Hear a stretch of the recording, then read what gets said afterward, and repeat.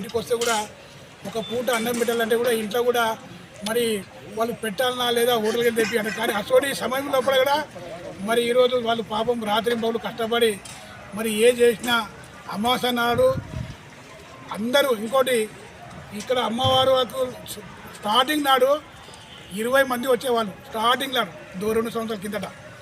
మరి అమ్మవారి దయ వలన అమ్మవారి అందరి ఆశ వలన ఈరోజు భక్తులు కూడా చాలామంది వచ్చారు. అయితే ఈరోజు ఏంటంటే ఆదివారము అమావాస సంవత్సరాల 2 సార్లు వస్తుంది, ఎక్కువ రాదు.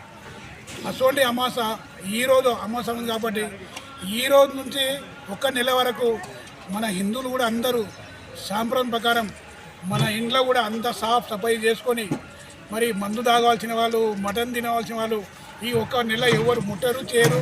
ఎందుకంటే మన హిందూ సాంప్రదాయం ప్రకారం చెప్తున్నాం కాబట్టి